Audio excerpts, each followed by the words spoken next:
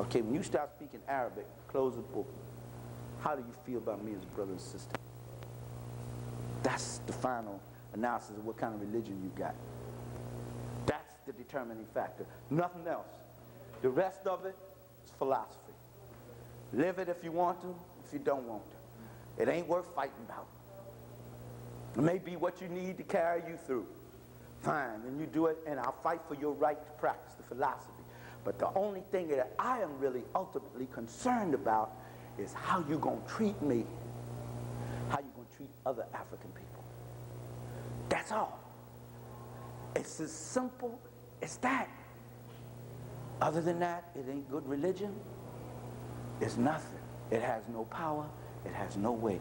Okay, y'all, let me get back to the teaching now. All right. Lord, this moving between preaching and teaching is hard. You don't know when one gonna come and the other gonna leave. Because religion to the African was far more than ritual reflecting belief, but a reality reflected in their actual way of life, religion from the earliest times became the dynamic force. The what? In the development of all the major aspects of black civilization. Why could they build something that nobody else can build today? The Pyramid of Giza, which cannot be duplicated by anybody in the world with all their laser technology. Nobody can duplicate it. You, black man and woman, built something on the Nile that nobody can duplicate. Nowhere in the world. Nowhere. You look at a black child and you tell them, your ancestors built something that can't nobody else build. Because they be talking, the white man is great. The white man got rocket ships. The white man got this. The white man got that. The white man can do anything. The white man got all this. He cannot build a pyramid. He cannot do it. Couldn't do it. The greatest of all the technicians is they could not do it. He cannot do it. Therefore, if your ancestors built something that he cannot build, there is something in you that you can do that he cannot do, which means you can beat him. That's simple. That's plain. That's simple. Yes, my brother. The ex-mayor of New York City, Mayor Koch, on a couple of occasions, like to say that his ancestors built the pyramid. Could you defend that? Yes, I will. First of all, the Pyramid of Giza was built at least 2900 BCE. The first Hebrew, and let me write the date up there again, was Abraham, and we'll be discussing that, 1675 BCE. How much time difference is it between 2900 and 1675 BCE? And that wasn't the first pyramid, that was the Pyramid of Giza. The pyramid, the step pyramid of Saqqara built by Imhotep was built about 5700. Man, not talking about a gleam in the eye. Say, I knew you before you were gleaming in your father's eye. It wasn't even a gleam in the eye. There's no comparison there. No, those Hebrews didn't, but we'll get to that as we go on about this Hebrew slavery thing. But let me finish with this thing. I'm trying to finish this thing on this one, on monotheism, and close out this first question and take a break. Okay, you with me? Whew, all right. It was a dynamic force where it made them build big stuff. These people built, some of those Kemetans were little. The Nubians were big, but the later Kemetans were little. They were always building this big stuff. The Ramesseum, 65 feet tall, granite. I know you've heard me talk about it before, but that's amazing. That's the hardest rock on the earth. They went up in there and chipped that out. They didn't just chip out a crude looking thing. They made all the delicate features and everything. 65 feet high. All over the Nile. Great big statue, all this big stuff. And to be ordered to build big, you have to do what? What made them think big? Dr. Ben said their religion. That was their dynamic force, their special relationship to the Creator. They had a special connection with, there's nobody built nothing like that. Even with the Empire State Building, everything is one building going up. Nobody has built a 65-foot anything in so-called modern times and made it look that good and chopped out all them little delicate things. And nobody has done that.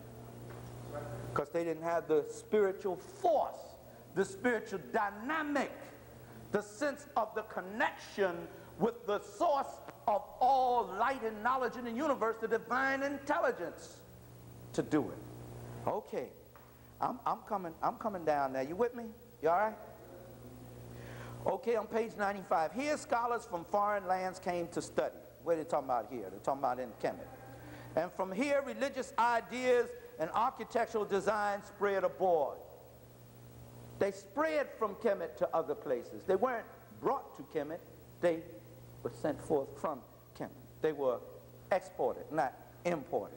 The early Greeks and Romans eagerly, they did what? Copied from both, reshaped them, and made them integral parts of quote-unquote original Western culture. During periods of decline or conquest, Europe and Asia seized and transported from Africa as much of the artifacts of its civilizations as they could.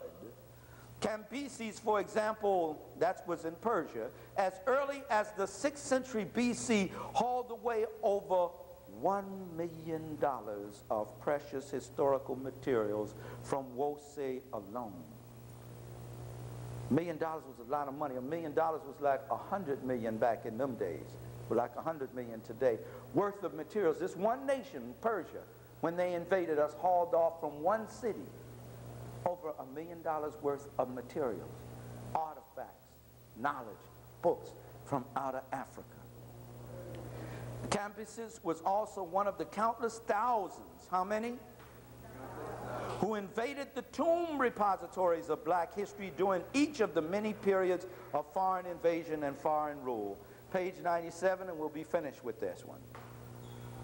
Religion was not only, oh, here it is, the ancient religion that gave birth to science and learning, art, engineering, architecture, the resources for a national economy and political control. That same African religion was the mother of history, of writing, of music, the healing art, the song, and the dance. And he goes on to say on page 120, which I will not read now, that every time they would invade Africa and burn up these books and tear up these artifacts and tear up these temples and got all the plunder they could and hauled off with all the plunder and slaves they could, they would go away. They come back 100 years later, they had rebuilt the civilization better than it was when they first got there. This kept reoccurring. They asked themselves the questions, the Asians did. Why and how can they continue to rebuild these great civilizations like this every time they get torn up? And Dr. Williams said they found out what their secret was, their religion.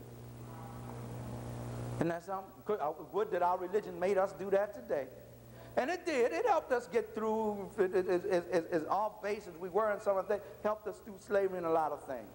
It was a religion that inspired Nat Turner and Harriet Tubman and Malcolm and King and others. But just think of that. And so what did they say? Well, the only way now to make sure that they can't build those institutes, build those civilizations up again, and that we can get in and get some power and rule them, is to become what? Priests in their religion. And once we get into their religion, we are legitimized in their culture. Once we're legitimized in their culture, we can take it over. It took them years to do it, but they did it. That's why you go sitting up in some church with some white man preaching to you, and your pastor, and your reverend, and your bishop, and your so forth and so on. That's the same thing they did in Egypt to take control. But then, they don't even have to have, they can have a black pork chop eating preacher standing up there, but they got the image of that white man behind him, which is his backup and his source of power that he keeps pointing to and referring to. The way they took over the civilization and weakened us was to take over the religion. Remember that, brothers and sisters. Let's close this out now. Answering the question, who wrote the Bible? Based on the two documents we have been discussing for this period of time and all of the history we have covered in this period of time, in answering the question, who wrote the Bible, what would be the logical answer?